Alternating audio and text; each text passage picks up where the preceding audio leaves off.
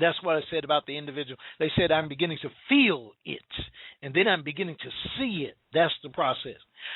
Continuing with Neville, he says, to the natural mind, reality is confined to the instant called now. This very moment seems to contain the whole of reality to the natural mind. Everything else is unreal. To the natural mind, the past and the future are purely imaginary. In other words, my past, when I use the natural mind, is only a memory image of things that were. And to the limited focus of the carnal or natural mind, the future does not exist. The natural mind does not believe that it could revisit the past and see it as something that is present, something that is objective and concrete to itself.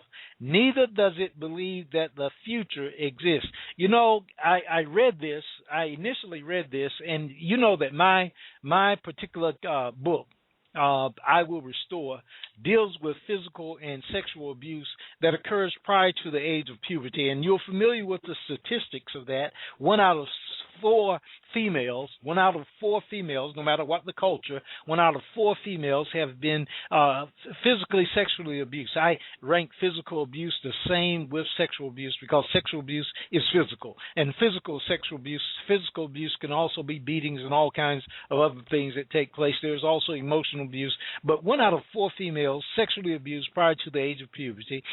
Then males, it is 1 out of 6. 1 out of 6 across cultures. Doesn't matter what culture you're in is happening, even though cultures will try to cover it up and say that it doesn't happen in that culture. It is happening. And we've been reminding of this in the past few months in the various things that have come out in the media, all kinds of things that have taken place.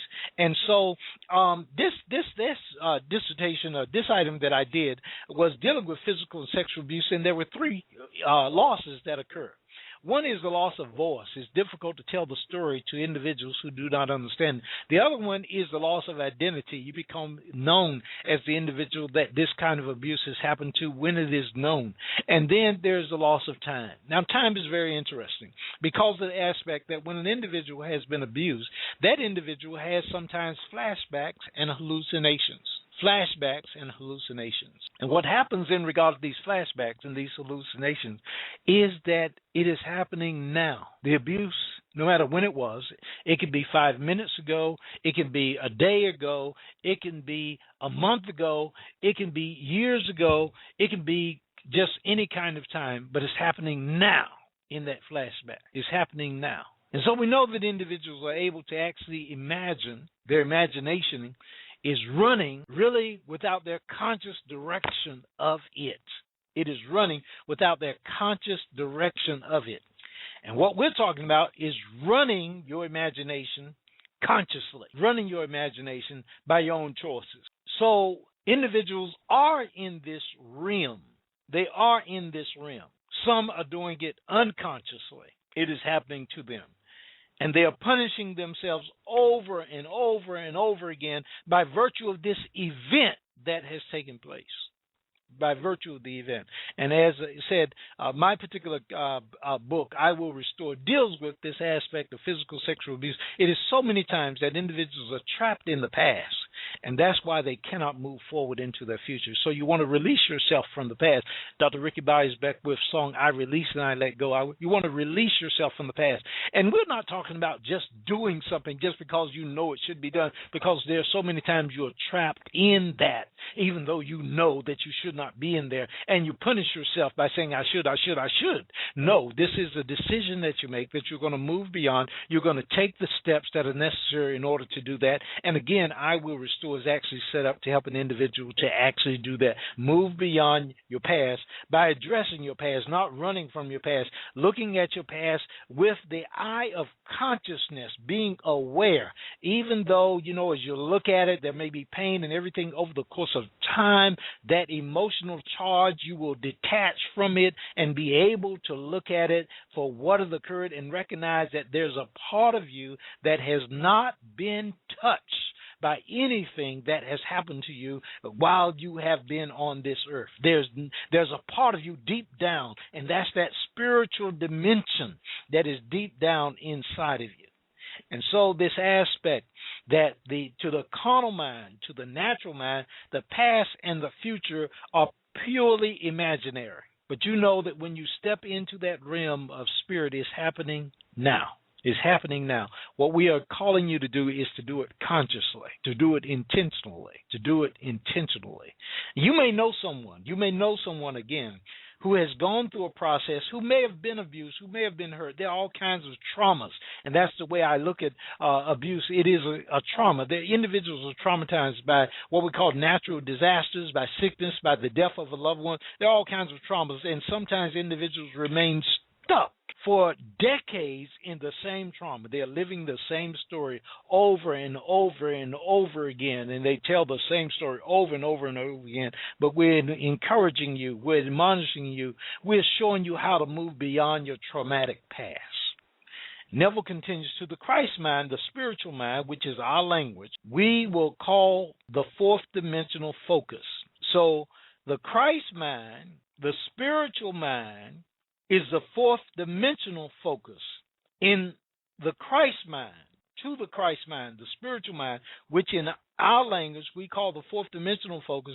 The past, the present, and the future of the natural mind are a present whole. It takes in the entire array of sensory impressions that man has encountered, is encountering, and will encounter. The only reason, Neville says, you and I are functioning as we are today and are not aware of the greater outlook is simply because we're creatures of habit.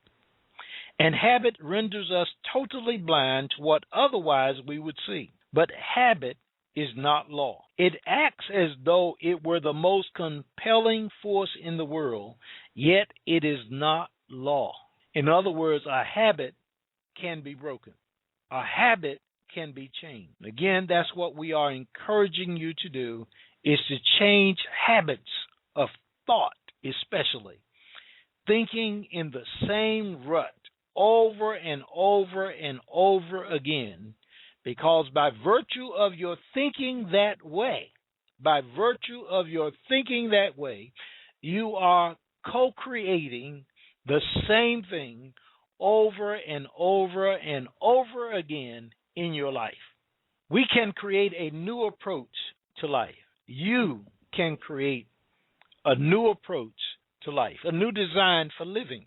If you and I would spend a few minutes every day in withdrawing our attention from the region of sensation and concentrating it on an invisible state, and remain faithful to this contemplation, feeling and sensing the reality of an invisible state, we would in time become aware of this greater world, this dimensionally larger world.